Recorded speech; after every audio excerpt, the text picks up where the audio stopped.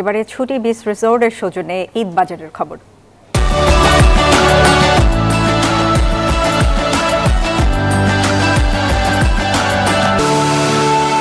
শুরু হয়েছে পবিত্র মাহে রমজান।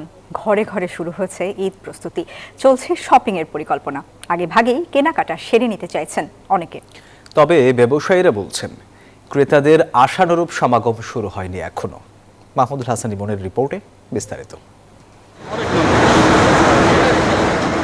পবিত্র রমজানে ইবাদতের পাশাপাশি চলছে ঈদের ক্ষণগণনা। ঈদ উপলক্ষে প্রিয়জনের জন্য কেনাকাটা করতে রাজধানীর বিভিন্ন মার্কেটে ভিড় জমাচ্ছেন ক্রেতারা। এবারের ঈদে রয়েছে গরম পড়ার শঙ্কা, তাই রং ও নকশার তুলনায় আরাম ও স্বস্তিতেই মনোযোগ ক্রেতাদের। এছাড়া রমজানের শেষে বেড়ে যায় পণ্যের দাম, বাড়ে ভিড়, ফলে আগেভাগেই কেনাকাটা সারছেন অনেকে।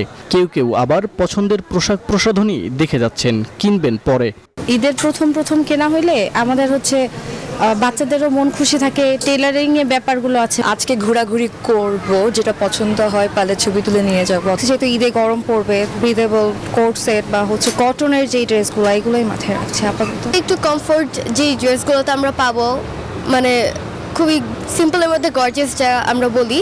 ঈদ সামনে রেখে দোকানিরাও সাজিয়েছেন নানা ডিজাইন ও ফ্যাশনের পসরা। দেশীয় কাপড়ের পাশাপাশি আধুনিক কাঠ ও নকশায় তৈরি পোশাকেও রয়েছে বৈচিত্র্য, মিলছে নানা রঙের সমাহার। এখনও আশানুরূপ ক্রেতার সমাগম না হলেও ব্যবসায়ীদের প্রত্যাশা ধীরে ধীরে জমে উঠবে বেচাকেনা।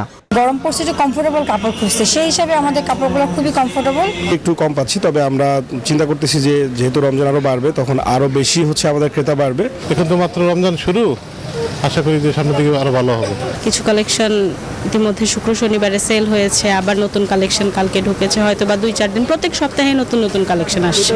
সংযমের মাস শেষে আসবে খুশির ঈদ, সে আনন্দে নতুন পোশাক যোগ করবে বাড়তি রং। মাহমুদুল হাসান ইমন, নিউজ 24, ঢাকা।